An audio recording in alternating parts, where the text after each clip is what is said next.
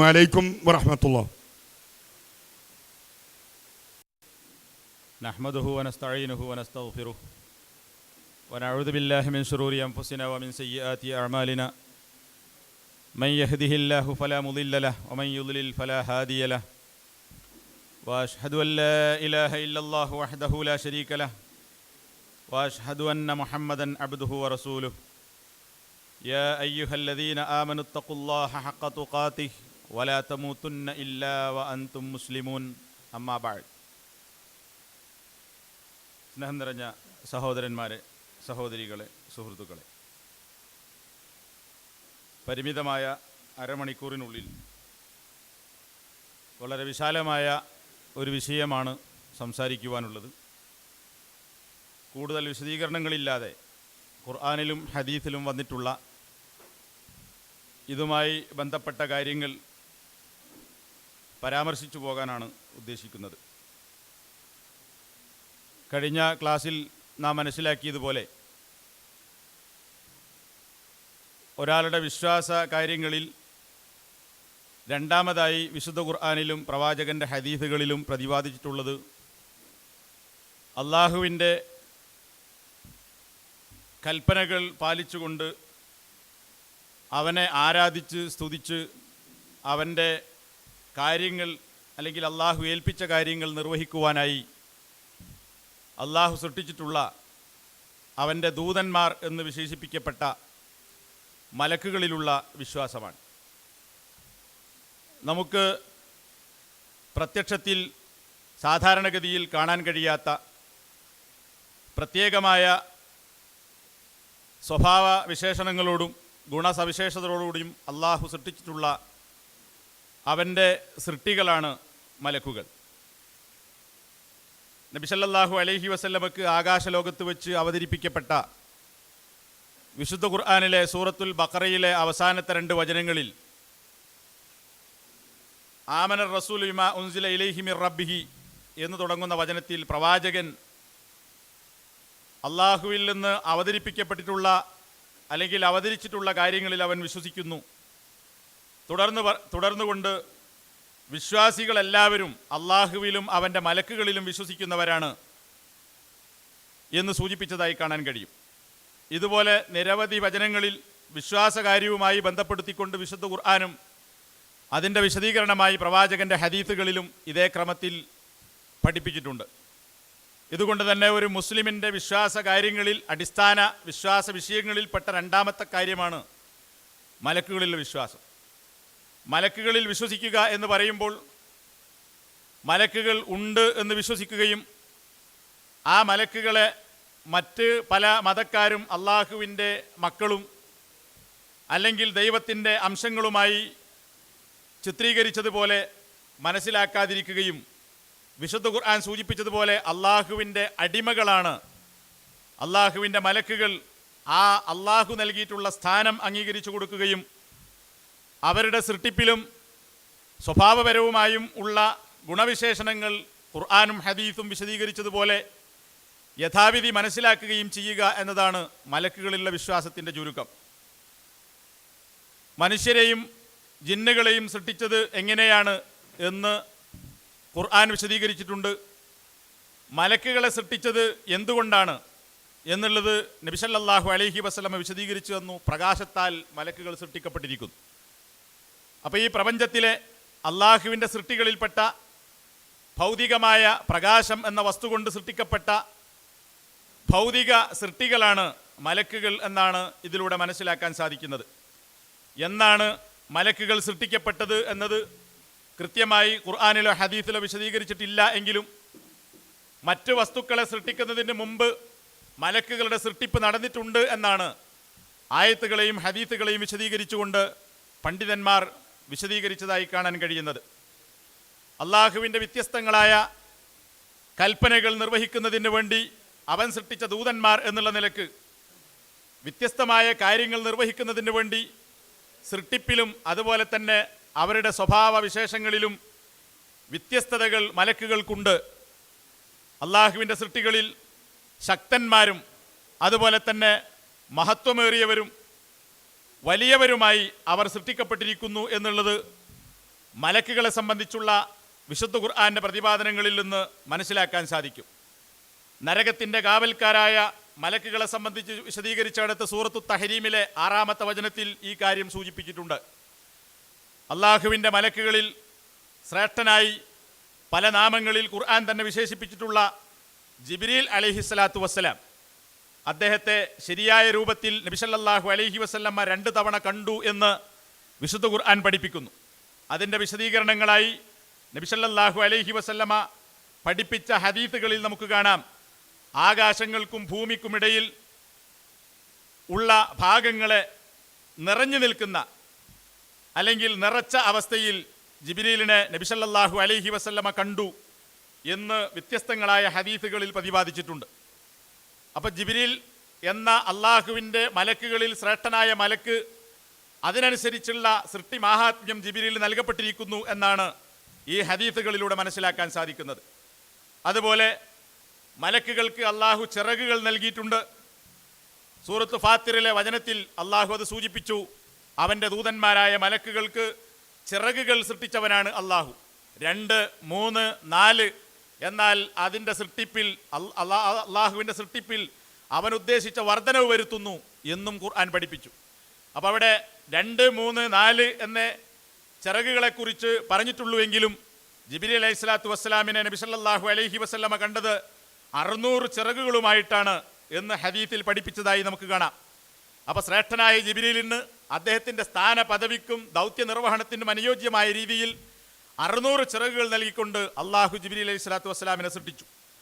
ഇതേപോലെ നബി സല്ലല്ലാഹു അലൈഹി വസല്ലമ പഠിപ്പിച്ച ഹദീത്തുകളും ഖുർആനും പഠിപ്പിക്കുന്നു. അള്ളാഹുവിൻ്റെ സിംഹാസനം അല്ലെങ്കിൽ അള്ളാഹു നിലകൊള്ളുന്നത് ആകാശങ്ങൾക്കപ്പുറത്ത് ഉപരിലോകത്ത് സിംഹാസനത്തിലാണ്.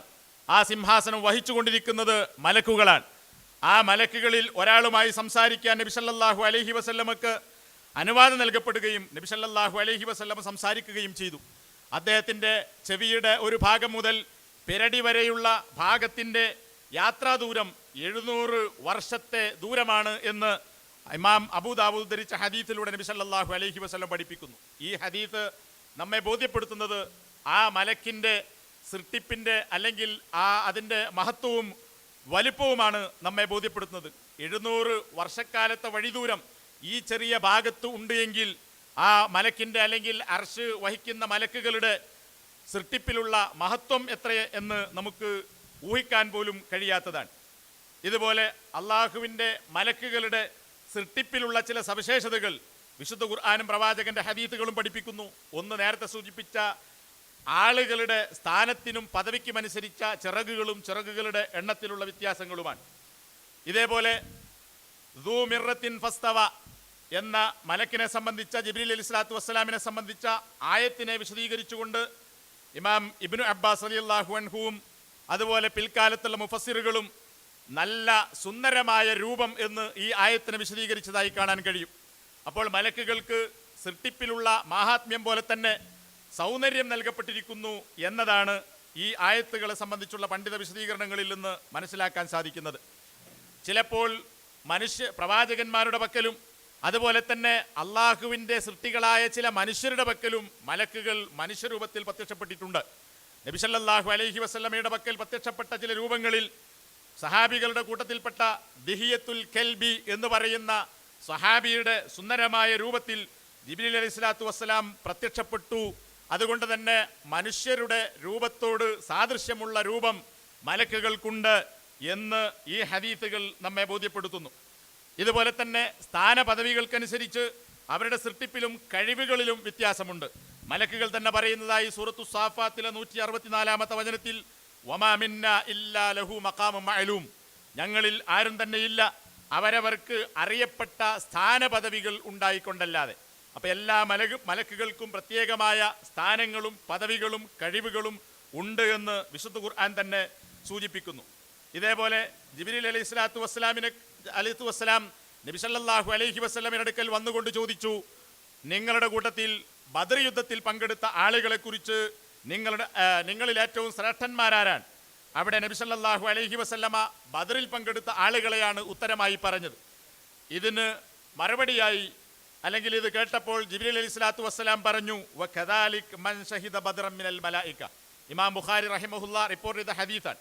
ഞങ്ങളുടെ കൂട്ടത്തിൽ അല്ലെങ്കിൽ മലക്കുകളുടെ കൂട്ടത്തിലും ബദർ യുദ്ധത്തിൽ പങ്കെടുത്ത ആളുകൾ അങ്ങനെ തന്നെയാണ്. അപ്പം മനുഷ്യരിൽ ബദറിൽ പങ്കെടുത്ത ആളുകൾ ശ്രേഷ്ഠന്മാരായതുപോലെ ബദർ യുദ്ധത്തിൽ പങ്കെടുത്ത അള്ളാഹുവിൻ്റെ മലക്കുകളും ശ്രേഷ്ഠന്മാരായ മലക്കുകളാണ് എന്ന് പ്രവാചകന്റെ മറുപടി വിശദീകരിച്ചുകൊണ്ട് ജിബ്രീൽ അലൈഹി സ്വലാത്തു വസ്സലാം പറഞ്ഞതായി ഇമാം ബുഖാരി റഹിമഹുല്ല നമുക്ക് പഠിപ്പിച്ചു തരുന്നു. മനുഷ്യരിൽ ആണും പെണ്ണുമുണ്ട്, ജിന്നുകളിലും ആണും പെണ്ണുമുണ്ട് എന്നാണ് ആയത്തുകളിൽ മനസ്സിലാക്കാൻ സാധിക്കുന്നത്. എന്നാൽ മലക്കുകളെ സംബന്ധിച്ച് അവരിൽ ആണുണ്ടോ പെണ്ണുണ്ടോ, ആണിൻ്റെയോ പെണ്ണിൻ്റെയോ രൂപത്തിലോ സ്വഭാവത്തോടു കൂടിയാണോ സൃഷ്ടിച്ചത് എന്നുള്ളത് ഖുർആനോ ഹദീസോ പഠിപ്പിച്ചിട്ടില്ല. എന്നാൽ മലക്കുകൾ അള്ളാഹുവിൻ്റെ പെൺമക്കളാണ് എന്ന് മക്കയിലെ മുശ്രിക്കുകളായ ആളുകൾ വിശ്വസിക്കുകയും പ്രചരിപ്പിക്കുകയും ചെയ്തിരുന്നു.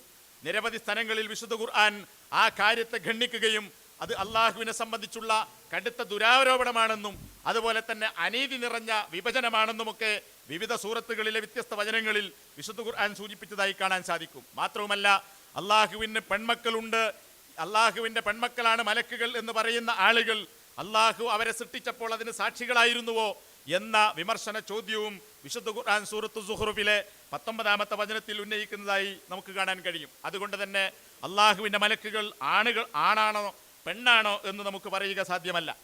ഇതേപോലെ മലക്കുകൾക്ക് ഭക്ഷണം കഴിക്കുന്നവരല്ല എന്നാകുന്നു ഖുർആൻ പഠിപ്പിക്കുന്നത്. ഇബ്രാഹിം നബി അലൈഹി സ്വലാത്തു വസ്സലാമിൻ്റെ അടുക്കൽ മലക്കുകൾ വന്നു. ഇബ്രാഹിം നബിക്ക് ആരാണിതെന്ന് മനസ്സിലായില്ല. അദ്ദേഹം നല്ല ഒരു മൃഗത്തെ അറുത്ത് അവർക്ക് വേണ്ടി ചുട്ട് ഭക്ഷിക്കാൻ വേണ്ടി കൊണ്ടുവന്നു. അവർ തിന്നാതിരുന്നത് കണ്ടപ്പോൾ അലാ തഅ്കുലൂൻ, നിങ്ങൾ ഭക്ഷിക്കുന്നില്ലേ എന്ന് ചോദിക്കുകയും അതിൻ്റെ മറുപടിയായി ഞങ്ങൾ അള്ളാഹുവിൻ്റെ പക്കൽ നിന്ന് താങ്കളുടെ അടുക്കലേക്ക് നിയോഗിക്കപ്പെട്ട മലക്കുകളാണ് എന്ന് മറുപടി പറഞ്ഞതായി സൂറത്തു ദാരിയാത്തിലെ 24-28 വചനങ്ങളിൽ ഖുർആൻ വിശദീകരിച്ചിട്ടുണ്ട്. അപ്പോൾ ഭക്ഷണം കഴിക്കുന്നവരാണ് എന്ന് ഖുർആൻ പറയുന്നില്ല, ഹദീസോ പഠിപ്പിക്കുന്നില്ല. അപ്പോൾ ഒരു പ്രത്യേക സ്വഭാവ അല്ലെങ്കിൽ ഗുണവിശേഷത്തോടു കൂടിയാണ് അള്ളാഹു മലക്കുകളെ സൃഷ്ടിച്ചിട്ടുള്ളത്. സാധാരണഗതിയിൽ അള്ളാഹുവിൻ്റെ ഏത് മലക്കുകൾക്കും നിരന്തരമായ പ്രവർത്തനങ്ങളിൽ ഏർപ്പെടുമ്പോൾ മടുപ്പ്, നിരാശ എന്നിങ്ങനെയുള്ള സ്വഭാവങ്ങൾ അല്ലെങ്കിൽ ഗുണങ്ങൾ ഉണ്ടാകാറുണ്ട്. എന്നാൽ അള്ളാഹുവിൻ്റെ മലക്കുകൾക്ക് അവർക്ക് ക്ഷീണം സംഭവിക്കുന്നില്ല. സൂറത്ത് അംബിയയിലെ 20-ാമത്തെ വചനം. അതുപോലെ തന്നെ അവർ ഒരിക്കലും രാവും പകലും അള്ളാഹുവിനെ നിരന്തരമായി ആരാധിച്ചു കൊണ്ടിരിക്കുന്ന മലക്കുകൾ ആ കൂട്ടത്തിലുണ്ട്. ലായസ് അമൂൻ, അവർക്ക് നിരാശ അനുഭവപ്പെടുന്നില്ല. സൂറത്ത് ഫുസ്സിലത്തിലെ 38-ാമത്തെ വചനം. ഇങ്ങനെ ഖുർആൻ പഠിപ്പിച്ചതായി നമുക്ക് കാണാൻ കഴിയും. ഇതുപോലെ മലക്കുകൾ എവിടെയാണ്? മനുഷ്യർ ഭൂമിയിൽ താമസിക്കുന്നു. ജിന്നുകളെ സംബന്ധിച്ചും അതുപോലുള്ള കാര്യങ്ങൾ ഖുർആനും ഹദീസും പഠിപ്പിച്ചിട്ടുണ്ട്. എന്നാൽ മലക്കുകളെ സംബന്ധിച്ച് പറഞ്ഞെടുത്ത് മലക്കുകൾ അള്ളാഹുവിൻ്റെ അടുക്കലുള്ളവരാണ്. വല്ലദീന ഇൻദ റബ്ബിക്, നിന്റെ രക്ഷിതാവിൻ്റെ അടുക്കലുള്ളവർ എന്നാകുന്നു ഖുർആൻ സൂചിപ്പിച്ചത്. അതായത് ഉപരിലോകത്താകുന്നു. മറ്റു ചില ആയത്തുകളിൽ മലക്കുകൾ അള്ളാഹുവിൻ്റെ കൽപ്പനകൾ നിർവഹിക്കുന്നതിന് വേണ്ടി ഭൂമിയിലേക്ക് ഇറങ്ങി വരുന്നു. പ്രവാചകന്മാർക്ക് വഹി നൽകാൻ, അള്ളാഹു ഏൽപ്പിച്ചിട്ടുള്ള കാര്യങ്ങൾ നിർവഹിക്കുവാൻ, മനുഷ്യൻ്റെ കർമ്മങ്ങൾ രേഖപ്പെടുത്തുവാൻ ഇതിനൊക്കെ ഇറങ്ങി വരുന്നു എന്ന പ്രയോഗം ഖുർആൻ നടത്തിയിട്ടുണ്ട്. അതിൽ നിന്ന് മനസ്സിലാക്കാൻ സാധിക്കുന്നത് ആകാശലോകത്താണ് മലക്കുകൾ താമസിക്കുന്നത് എന്നാണ്. ഇനി മലക്കുകളുടെ എണ്ണം എത്രയാണ്? ഇതും കൃത്യമായ ഒരെണ്ണം ആർക്കും അറിയാൻ സാധ്യമല്ല. അള്ളാഹുവിനല്ലാതെ അവൻ്റെ സൈന്യങ്ങളുടെ എണ്ണം അറിയുകയില്ല, അല്ലെങ്കിൽ സൈന്യങ്ങളെ കുറിച്ചറിയുകയില്ല എന്ന് വിശുദ്ധ ഖുർആൻ പറയുന്നു. അപ്പോൾ അള്ളാഹുവിൻ്റെ സൈന്യമെന്നാണ് മലക്കുകളെ വിശേഷിപ്പിച്ചത്. നബി സല്ലല്ലാഹു അലൈഹി വസല്ലമ മിഅ്റാജിന്റെ രാത്രിയിൽ ആകാശലോകത്തേക്ക് കയറിപ്പോയപ്പോൾ അവിടെ ബൈത്തുൽ മഅമൂർ എന്ന് പറയുന്ന ഒരു വീട് നബി സല്ലല്ലാഹു അലൈഹി വസല്ലമക്ക് കാണിക്കപ്പെടുകയും അതിലേക്ക് പോവുകയും തിരിച്ചു വരാതിരിക്കുകയും ചെയ്യുന്ന 70,000 മലക്കുകൾ ഓരോ ദിവസവും അതിൽ പ്രവേശിച്ചു കൊണ്ടിരിക്കുന്നു എന്ന് നബി സല്ലല്ലാഹു അലൈഹി വസല്ലമ കാണുകയുണ്ടായി. അപ്പോൾ ഈ പ്രപഞ്ചത്തിൻ്റെ സൃഷ്ടിപ്പ് തുടങ്ങിയത് എന്ന് മുതൽക്കാൻ, എന്നാണോ ദിവസങ്ങൾ എണ്ണിത്തുടങ്ങിയത്, അത് അവസാനിക്കുന്നത് എന്നാണോ അതുവരെ, അല്ലെങ്കിൽ ആ എണ്ണങ്ങളുടെ ഇൻറ്റു 70,000 നമുക്ക് ഊഹിക്കാൻ കണക്കാക്കാനും കഴിയാത്ത വമ്പിച്ച എണ്ണമാണ് ഈ ഹദീസ് നമ്മെ പഠിപ്പിക്കുന്നത്. പരലോകത്ത് നരകം കൊണ്ടുവരപ്പെടും. ആ നരകത്തിന് 70,000 കടിഞ്ഞാണുകൾ ഉണ്ടാകും. ഓരോന്നിലും 70,000 മലക്കുകൾ ഉണ്ടാകും. 70,000 ഇൻറ്റു 70,000 490 കോടി മലക്കുകളാണ് നരകത്തെ അടുപ്പിച്ചു കൊണ്ടുവരുന്നത്, അല്ലെങ്കിൽ അത് വലിച്ചു കൊണ്ടുവരുന്നത് എന്ന് മുസ്ലിം ഉദ്ധരിച്ച ഹദീസിലൂടെ നബി സല്ലല്ലാഹു അലൈഹി വസല്ലം പഠിപ്പിക്കുകയുണ്ടായി. അപ്പോൾ മനുഷ്യർക്ക് അറിയാൻ കഴിയാത്ത, അള്ളാഹുവിൻ്റെ അറിവിൽ മാത്രം പരിമിതമായ അസംഖ്യം മലക്കുകൾ അള്ളാഹുവിൻ്റെ സൃഷ്ടികളായി ഉണ്ട് എന്ന് ആയത്തുകളും ഹദീസുകളും നമ്മെ പഠിപ്പിക്കുന്നു. അള്ളാഹുവിൻ്റെ ഈ എണ്ണമറ്റ മലക്കുകളിൽ വെറും 7 or 8 മലക്കുകളുടെ പേര് മാത്രമാണ് വിശുദ്ധ ഖുർആനും ഹദീസുകളും നമ്മെ പഠിപ്പിക്കുന്നത്. ജിബ്രീൽ ഏറ്റവും ശ്രേഷ്ഠനായ മലക്ക്. ആ ജിബ്രീലിനെ സംബന്ധിച്ച് അർ-റൂഹുൽ അമീൻ എന്നും അർ-റൂഹ് എന്നുമുള്ള പേരുകളിൽ വിശുദ്ധ ഖുർആൻ സൂചിപ്പിച്ചതായി നമുക്ക് കാണാൻ സാധിക്കും. അതുപോലെ തന്നെ മീകായിൽ എന്ന പേരും ഒരു മലക്കിൻ്റെതായി വിശുദ്ധ ഖുർആൻ പഠിപ്പിക്കുന്നു. ഇസ്രാഫീൽ എന്ന പേര് ഹദീസുകളിൽ പ്രതിപാദിക്കപ്പെട്ടതാണ്. മാലിക് എന്ന നരകത്തിൻ്റെ കാവൽക്കാരനായ മലക്കിനെ സംബന്ധിച്ച് സൂറത്തു സുഖ്റുഫിലെ 77-ാമത്തെ വചനത്തിൽ പഠിപ്പിക്കുന്നു.